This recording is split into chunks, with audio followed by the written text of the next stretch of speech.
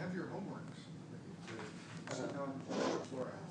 Let's go through that. I just want to make sure everyone understands the process, because with this molecule we can summarize everything that we've learned from the beginning of the semester. We will have our first exam a week from today, right here in this room during class.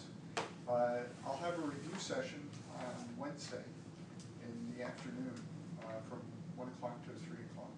Is that a good time for everyone? Or do you Wednesday afternoon. Wednesday from 1 to 3. One is the same. Oh, okay. Okay, good. And so we'll just have normal class on Wednesday morning, and then the review session in the afternoon. And I'll answer any questions. We'll work some problems, whatever you would like to do in the review session. The exam will be a lot like the homework. I mean, if you can look at a molecule, determine the point group, know if it's chiral or could have a dipole. If you can predict the infrared spectrum, you'll be able to work through either just particular stretching vibrations or all the possible vibrational motions in the molecule, know which will be visible in the infrared, which will be visible in the Raman. And then this last part that we've been doing, working with constructing molecular orbitals by using what we call symmetry-adapted linear combinations of atomic orbitals. So we have our collection of atomic orbitals, and we put them together to make MOs that have the symmetry of the molecule. So let's just run through this really quickly. I guess that we can just kind of go around the room one by one. Junchin, what is the point group for a square planar XEF4?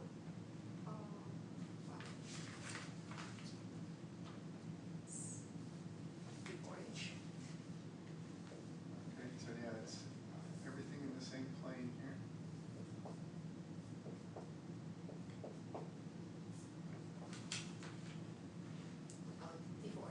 D4H is my choice also. Okay, so let's do that.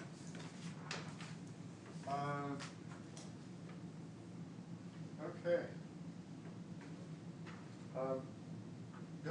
You'll have to help me with the pronunciation of your first name. Zinshu. Okay, I'm sorry. Is this molecule chiral?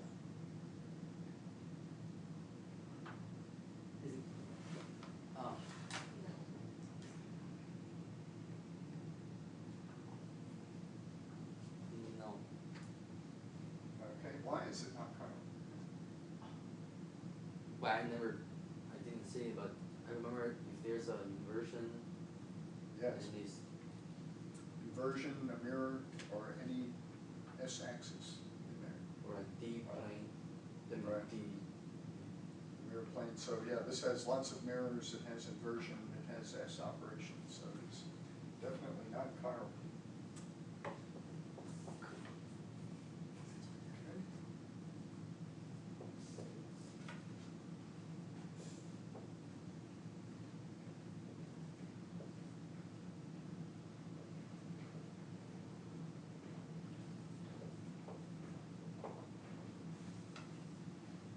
Okay.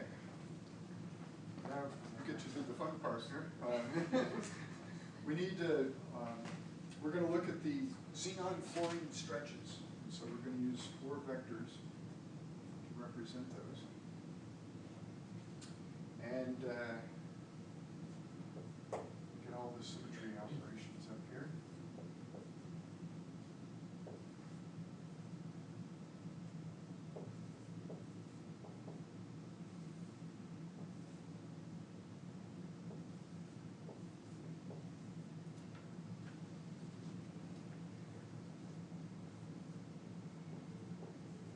So for gamma reducible, what would be the character for E? 4. 4, okay. Oh. So I guess you get the easy one.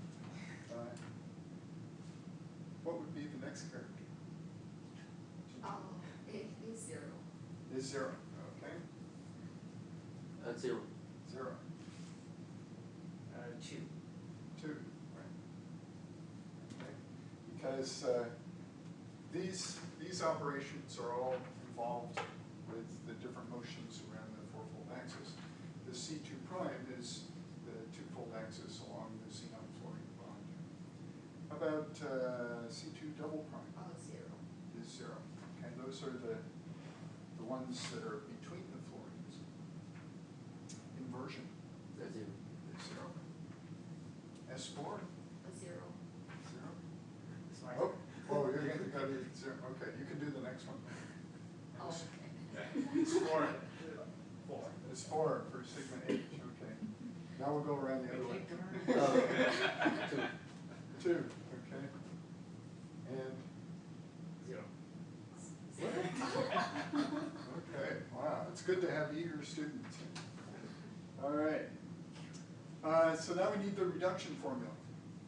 And so there's kind of a little bit of a faster way to do this. We know we're always going to be multiplying the number of symmetry operations times this character, and then times the character for whichever irreducible representation we're looking at. So if these numbers are G's, I'm just going to do that once.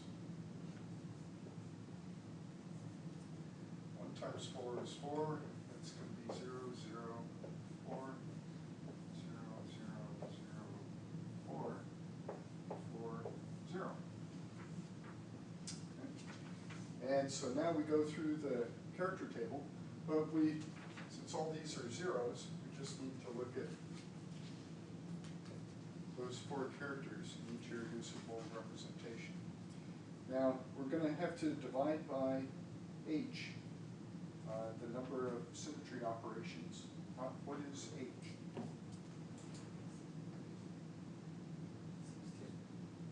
16. It is 16. Okay. So when we add up all these numbers here, we get 16 operations. And we see we have 4s. So, in the beginning, the irreducible representations are one-dimensional ones. They all have characters of 1 or -1. And so really, to get 16, we're going to have a positive 1 times all of these 4s. So if we have positive 1s for 2 of them and negative 1s for the others, it's going to cancel them out. And so we can go through and find out pretty quickly that we're going to have 1 A1G, 1 E1G. And then there's E, irreducible representations. So do y'all have character tables with you? One way or another, electronically? Okay.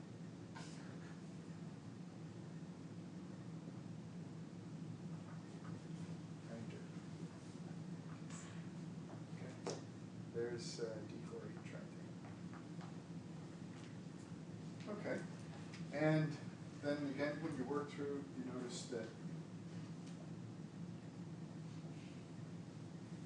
EU also works. Okay. EU is going to have a 2, dimension of 2 here, so we're going to get 8. Then I think one of these is a 0, and then there's probably a 2 and 0 over here as well. Okay, so this makes sense. You always want to check. 1 times the one-dimensional one is 1.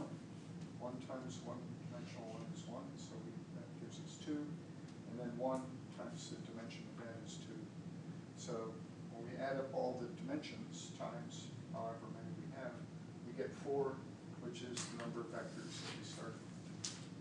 And it's the dimension of gamma reducible. So that must always be true. If that doesn't work, we know we've made a mistake. If our numbers, our sums are not divisible by 16, we know we've made a mistake in our gamma reducible. This is what happens the most often. You get some number that's not divisible by H, and then you have to go through and really check these characters.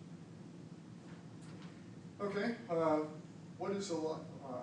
which ones are allowed in the infrared spectrum?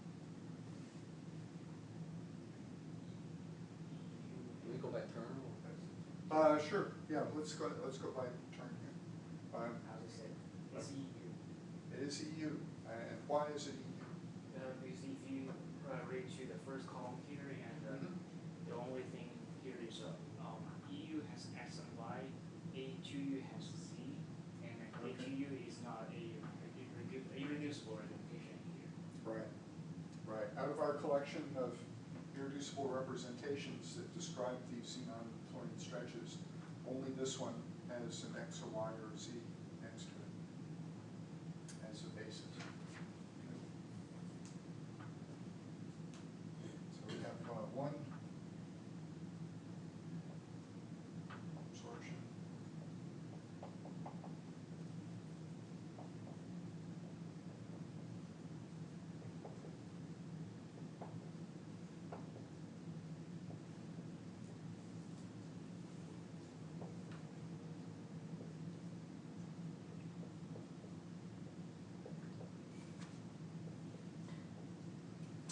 Okay, and how about the Raman? Jin? It's UNG and UNG. Okay, right, both of these are allowed in the Raman. And that is why? You have the quadratic equations. Exactly, we have an x squared or an xy or something like that as a basis for those irreducible representations. Okay, because we have a molecule with inversion, that means that whatever we see in the Raman, we do not see it in the infrared, and vice versa. The things we see in the infrared are forbidden in the Raman. Only true for things that have inversion. All right. This is going well.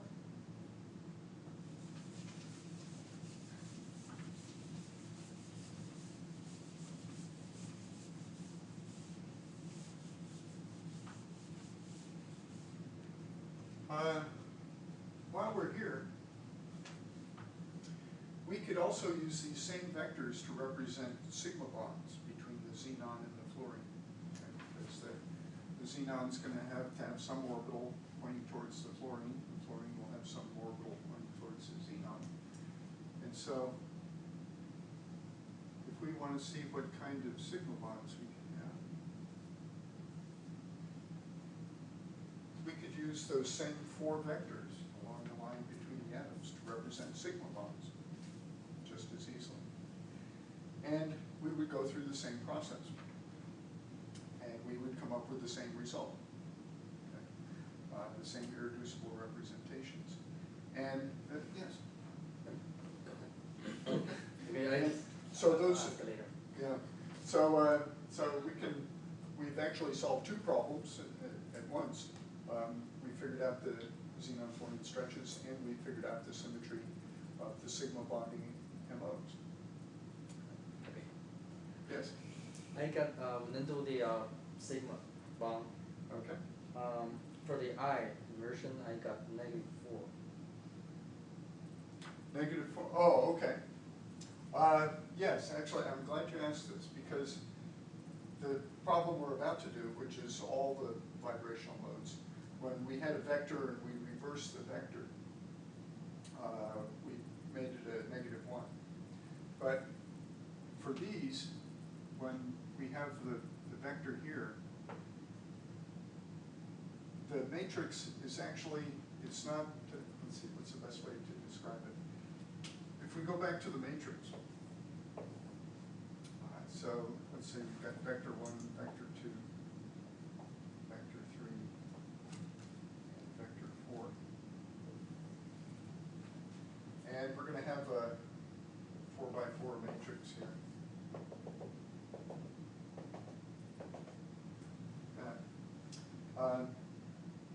We're interested in numbers that are on the diagonal. And they're only going to be on the diagonal when our new value here contains some component of the original value. Okay. And so in the next problem, when we have a vector on an atom and it stays on the atom and reverses, it will be the negative of that vector. Okay, so if it was, vector 1 sitting on an atom and we reverse it, it is negative vector 1.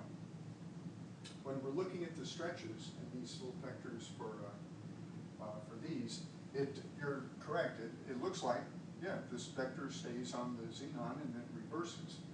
But what is really happening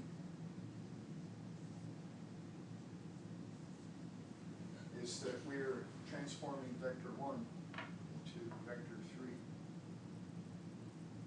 when we invert it through. And so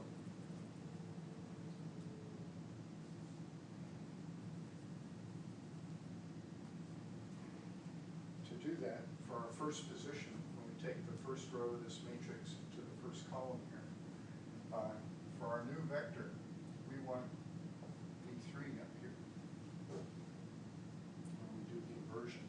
And so to get that, it's going to be 0 times vector 1, 0 times vector 2, 1 times vector 3, 0 times vector 4 to get that. And so even though it looks like we have just reversed the vector, what we've done is we've moved this vector into another vector in our set. And so that's why the number is off the diagonal.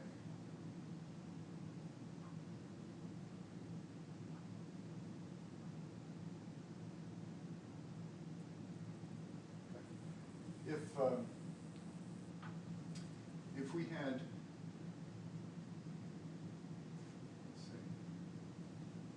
let's say we had a different vector on the atom, and it's, let's say, perpendicular to the molecular planes. Let's say we had a vector on this fluorine sticking out, and we reflect across the molecular plane. Our new vector is reversed, but it is not one of the other vectors in the set. It is just the negative of the old vector. And so to do that, then we would have -1 here.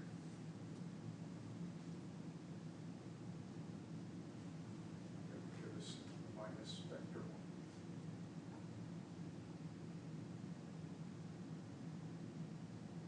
Does that make sense? I mean, if you don't, yeah, stop me if you don't see it, because this is important. Yeah, I understand what you said, but I look at the example in the book about the handout, Mhm. the benzene rings, Yes. and it goes from positive to negative because flip the pi bond, Mhm. and so when I did the inversion, okay, so here's positive, right? Right. And then if you do the inversion, then it'll be towards that way. That's why Mhm. I got the negative. Yeah. I didn't use the matrices. Yeah, and that's why we're kind of doing shortcuts by just saying, well, we just, it's 1 if it stays in place, and 0 if it doesn't, or whatever. But kind of behind the scenes, working its magic back there, is the matrix that's actually doing these motions. And I guess the best way to think of it is when I look at my vector and then I do the symmetry operation, how much of the original vector do I keep in the new position? And so if my original vector just becomes one of the other vectors, then there is no vector 1, it's all vector 3. Whereas if I just had it here and just reversed it that way, the best way to describe it would be negative vector 1. It wouldn't be another vector in the set. So, but yeah, I'm very glad you mentioned that, because it's not obvious that it should be like that. So yeah, when you're going through, the best question to ask is how much of my old vector do I keep in the new position? And that's why on some of these we haven't looked at some of the rotations, but rotation by 120 degrees. Well, if I had a BF3, okay,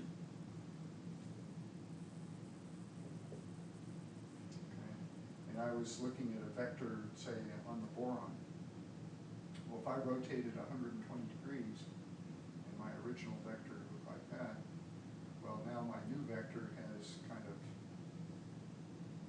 this much, minus this much of my old vector. And so that's why we use the cosine. So it's not rotated at 180 degrees, but it's rotated. Gets that much.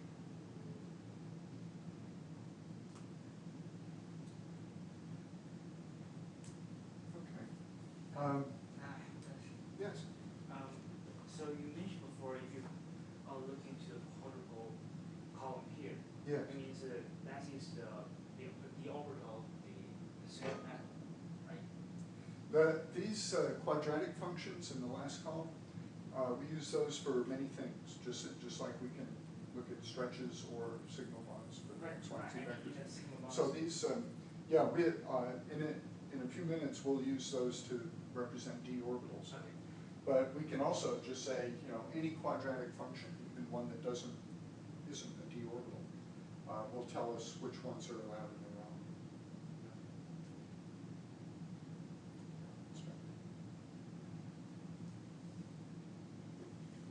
Okay. Any other questions? All right.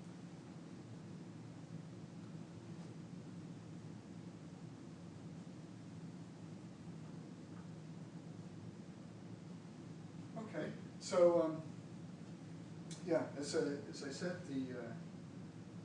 those same irreducible representations also show the symmetry of sigma bonds, which you can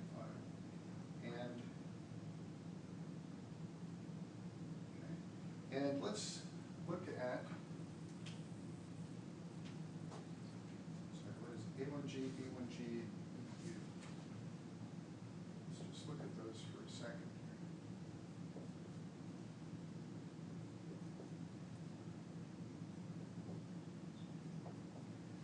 A lot of times what we do is if we have a molecule with a central atom and we're looking at the bonding, we'll say, okay, we've got the central atom, it has atomic orbitals, and then you have the things that are attached to it.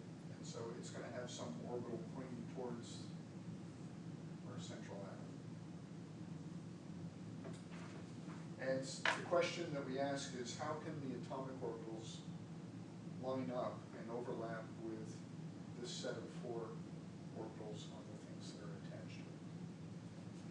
So we have, for A1G, all the characters are 1. Okay? And that means kind of that all these are the same. So that would be that combination of lobes on the 4 fluorines that can be used to make a sigma bond in this direction.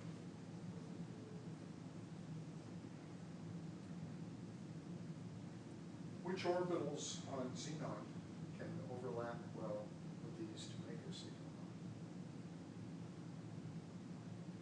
I square plus y square. Okay, let's see. Yeah, we make this x, and let's make y. The dx squared minus y squared will look like that. I mean plus square. I squared plus y squared. Okay, but that's not a d orbital. Out of the 5, there's this is a dx squared minus y squared, and then there's dz squared.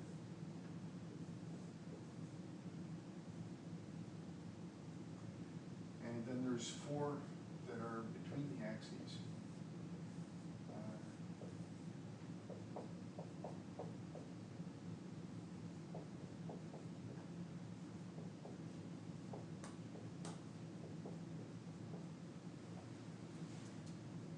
Depending on which 2 axes we're talking about.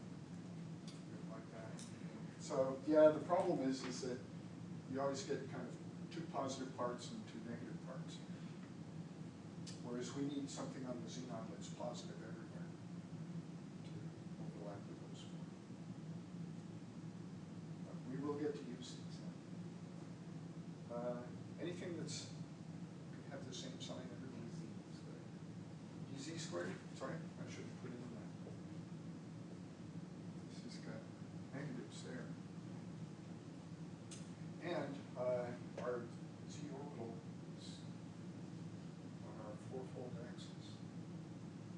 So we could, I guess we could kind of have the middle, this ring around the middle here will be in this plane. And if we made all these minuses, we'll switch the sign on that, either one, which we could do, would have the same symmetry. It could conceivably interact with that. Some of it, of course, these are three-dimensional here, would also be overlapping a little bit here. So if our fluorine is kind of like this, made that negative, that might sort of work. Is there a better one? Yes, well, and that's why s orbitals always seem to be. If you have one, it's going to form a bond to something because it can overlap with just about most things. So yes, our s orbital on our xenon will interact with all of those. If you remember back last week when we talked about how the irreducible representations match up with atomic orbitals, the one that's never stated is the totally symmetric irreducible representation, one at the top that has characters of all ones, is always represents the s orbital. And so we have for our A1G totally symmetric representation for our fluorines. That matches up nicely with the A1G symmetry of the s orbital. And so we do all this matching. We've got an A1G set for the fluorines, and our s orbital is A1G on xenon, so that means that they both have the same symmetry. They're both going to match up. What is now the B1G? The table. I think I know, but I don't want to tell you wrong things. Okay. B1G.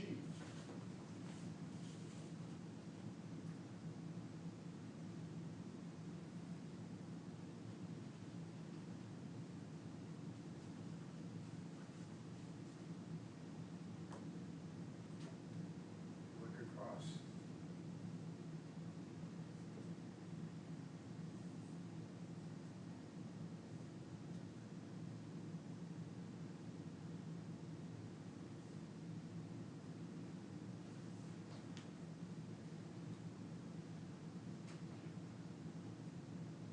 It's going to match up like that, with two of them negative and two of them positive. And where this kind of shows up, one of the ways you can tell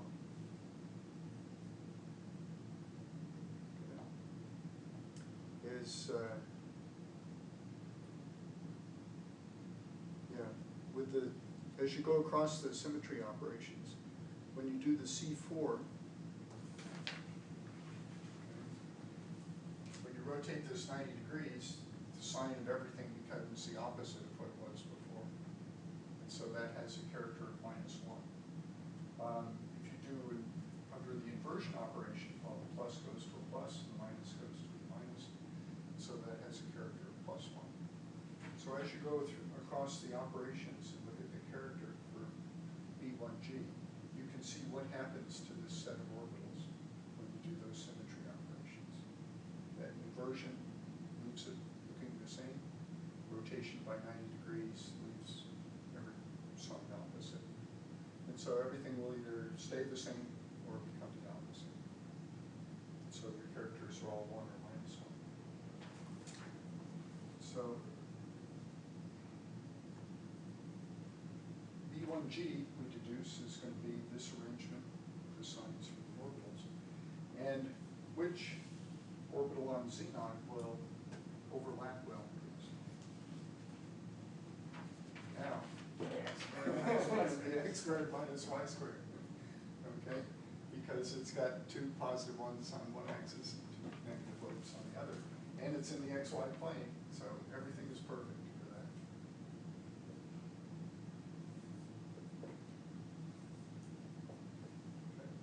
And if you look in the character table, all the way across to the quadratic functions, you'll see the x squared minus y squared. So we can do this process in our heads, or we can look at the character tables, and once we know the symmetry of our 4 sigma bonding fluorine lobes, we just look at the character table and say, here are the orbitals that the xenon has that have those same symmetries that can interact with those. Yes? So the way you got 2 positive on left and right and 2 negative on up and down, you do the C4 operation Yes. for B1G. Right. Okay. If, if we did the C4, all the signs would be the opposite. And so that's how we know that it's this arrangement, 2 plus and 2 minus, because B1G describes what happens for when you have 2 pluses in one direction, 2 minuses.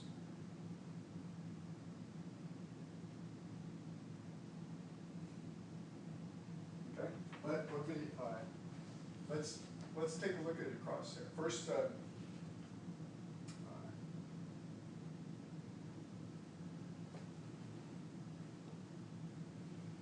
we get a better picture.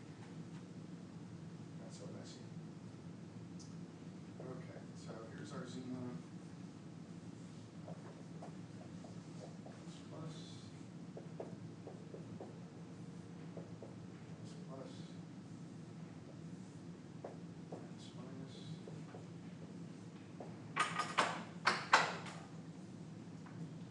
Minus like that. Okay, when we go across B1G, identity operation leaves everything the same, and so it will naturally have the character of 1.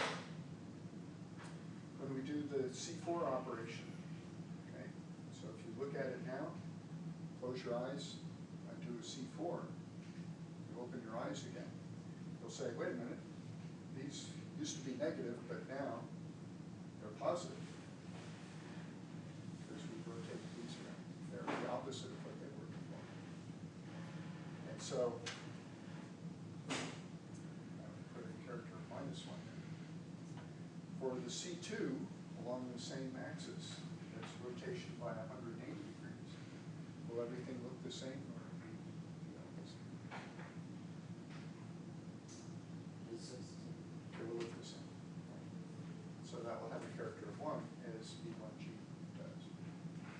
And so you kind of keep going. If I do my C2 prime, spin 180 degrees, will it look the same? Or will it look the opposite? The same. How about if I spin around this line?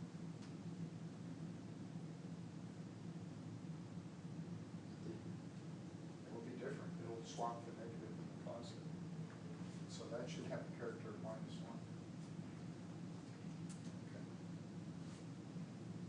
Now, we're kind of doing this backwards because when you go through the reduction formula, you come up with B1G, and you kind of have to guess, what are the signs of these orbitals. But when you go through and look and say, okay, obviously everything stays the same there, but when I do a C4, however I assign these pluses and minuses, they have to be the opposite when I do the C4. They have to be the same when I do a C2. They have to be the same when I do a C2 around this, but they have to be the opposite when I do a C2 around this one. And so we actually kind of go through, and by looking at the characters, we figure out that the only way I can do that is to have 2 pluses here and 2 minuses there. Okay, sorry, I didn't make myself clear. Oh, okay. The question, the part I got confused is how we start from all positive. And then Oh, we that was the A1G. Okay. Okay, so we've got an A1G and a B1G, and we have an EU. Yeah, I mean, how do we get from all positive to negative on the Oh, a different way of combining the orbitals.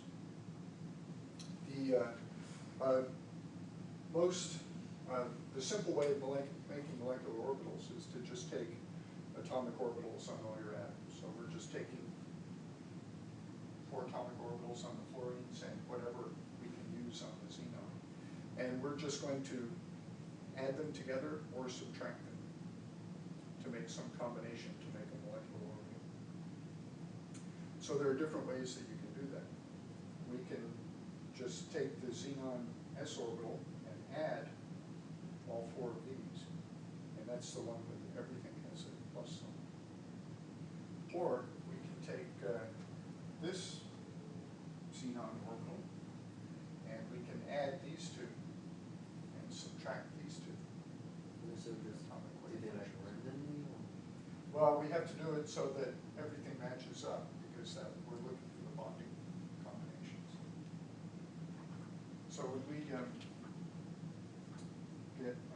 so psi A1G is going to be psi for the xenon s orbital plus psi for, say, fluorine 1, whatever its orbital is. It's a sp or sp3 or whatever lobe there. And so to get our A1G, we're just adding all these together.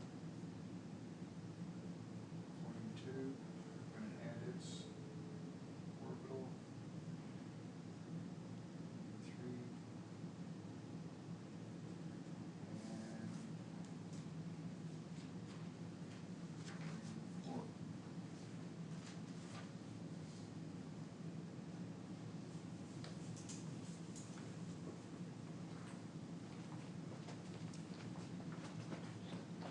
So the A1G way of making a molecular orbital is to just add all these orbitals together.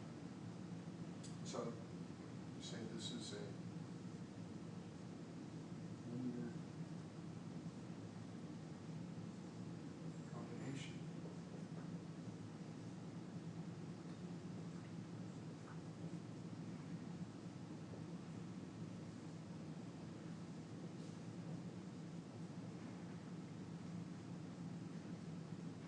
This is the LCO.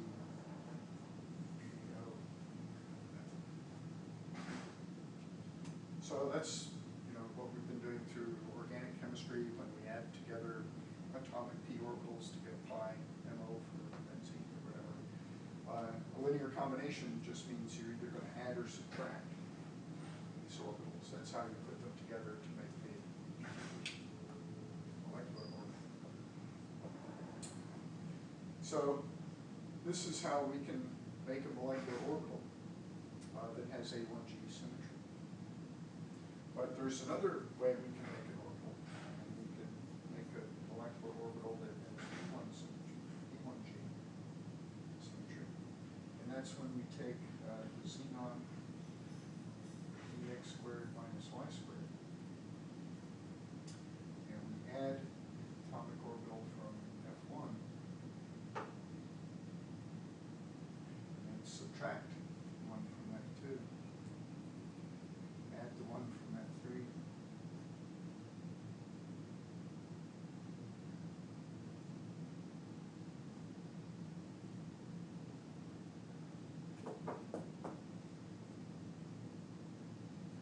Subtract the 1 from F4. And that is a second molecular orbital. And that would be this one, where there's our T x squared minus y squared, and this is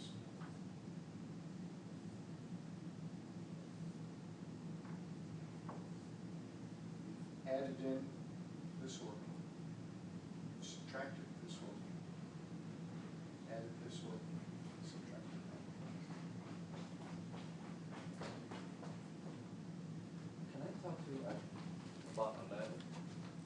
Sure, yeah. So, Okay, I think yeah, it's- we'll move on here, but yeah, that's the process. We're just looking at ways that we can take these 4 fluorine orbitals, and either by adding or subtracting how we can get up a combination, a pattern of the 4 fluorine orbitals that will overlap with an atomic orbital lines.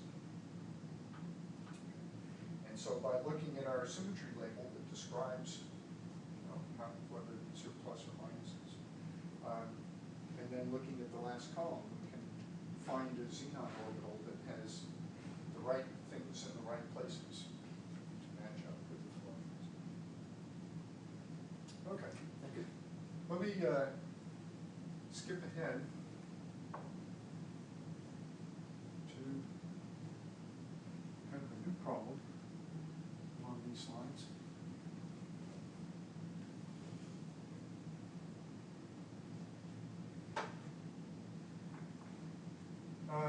Let's look at pi bonding for our xenon. Now, because we have too many electrons, this is not going to form pi bonds between the fluorines, but it does, the orbitals are there, so.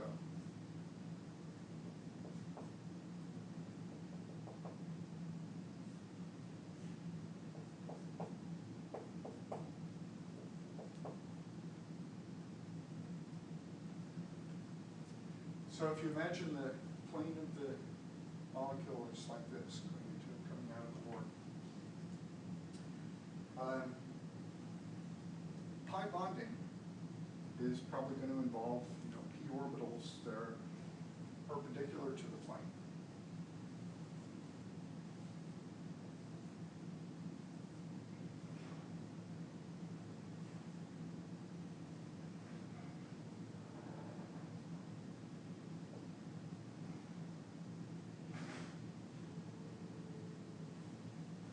Or we could have p orbitals on the fluorines that are in the plane. And so I'll just kind of draw a different view. Say we're looking down on the plane of the molecule now. We could also have p orbitals like this. They're in the xy plane that could overlap with something on the xenon. This one.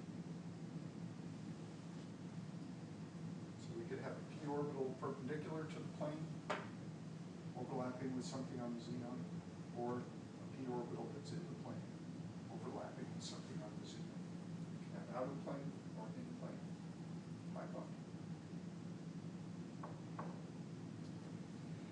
And so to figure out what those bonds might look like, we can take all the pz orbitals on our 4 fluorines, and we can just represent those with a vector.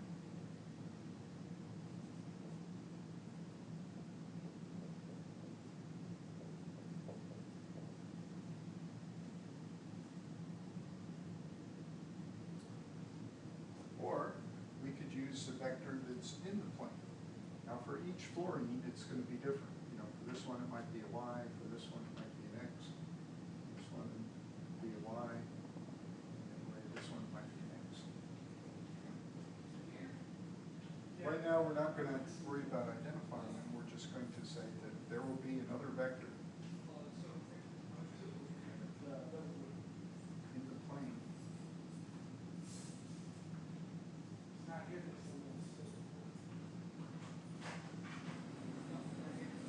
We could also represent the orbital that's used to make a bond.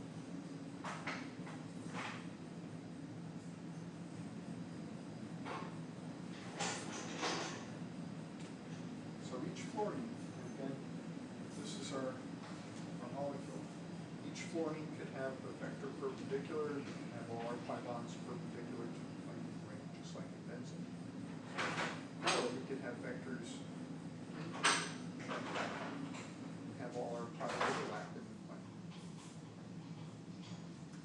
So each fluorine atom will have 2 vectors, one perpendicular to the plane, one in the plane, 90 degrees.